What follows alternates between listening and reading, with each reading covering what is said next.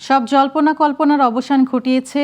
শারীরিক ও মানসিক অসুস্থতার কারণ দেখিয়ে পদত্যাগ করেছেন দেশের ২২তম রাষ্ট্রপতি মোহাম্মদ শাহাবুদ্দিন। তার পদত্যাগপত্র গ্রহণ করেছেন স্পিকার হাফিজ উদ্দিন। বিকেলে এক জরুরি সংবাদ সম্মেলনে স্পিকার জানান, সংবিধানের ৫৪ অনুচ্ছেদ অনুযায়ী বর্তমানে তিনি রাষ্ট্রপতির দায়িত্ব গ্রহণ করেছেন। স্পিকার বলেন, পদত্যাগকারী রাষ্ট্রপতি মাফিয়া সরকারের আমলে নির্বাচিত হলেও তিনি বর্তমান সরকারকে শ্রদ্ধা ও সমর্থন করেছেন।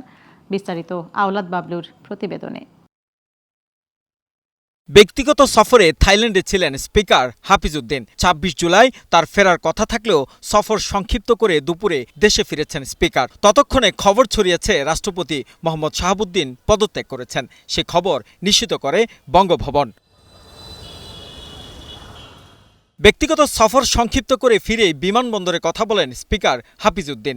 আমি দেশের বাইরে ছিলাম, সুতরাং এখানে কে পদত্যাগ করলো কি করলো আমার কিছুই জানা নাই, এখন হয়তো জানতে পাবো। এরপরই দুপুরে জানা যায় সংসদ ভবনে আনুষ্ঠানিক সংবাদ সম্মেলন করবেন স্পিকার। অবশেষে সব জল্পনা কল্পনার অবসান করে স্পিকার জানালেন পদত্যাগ করেছেন রাষ্ট্রপতি। শারীরিক ও মানসিক অসমর্থতার কারণে রাষ্ট্রপতির মতো গুরুত্বপূর্ণ সাংবিধানিক পদের দায়িত্ব পালন করা তার পক্ষে সম্ভব হচ্ছে না। তার দীর্ঘমেয়াদী চিকিৎসার প্রয়োজন।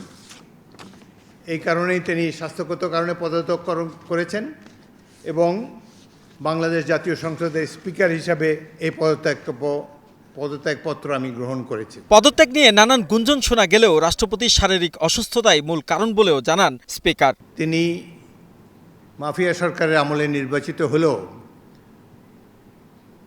বর্তমানে জনগণের ভোটে যে সরকার নির্বাচিত হয়েছে তার প্রতি তিনি সমর্থন এবং শ্রদ্ধা প্রকাশ করেছেন সবসময়। বাংলাদেশের নানা ধরনের কথাবার্তা আমি দুপুরে এসেই শুনছি।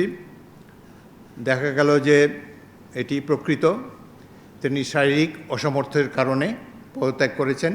যদিও বৃহস্পতিবারে গণমাধ্যমে প্রকাশিত হয় ক্ষমতাচ্যুত শেখ হাসিনার সাথে রাষ্ট্রপতির গোপন যোগাযোগের কারণেই পদ হারাচ্ছেন তিনি, তবে রাষ্ট্রপতি তা সরাসরি নাকচ করে দেন। কিন্তু শুক্রবারই অসুস্থতার কথা জানিয়ে পদত্যাগপত্র পাঠান তিনি। আওলাদ বাবলু, গ্লোবাল টেলিভিশন, ঢাকা।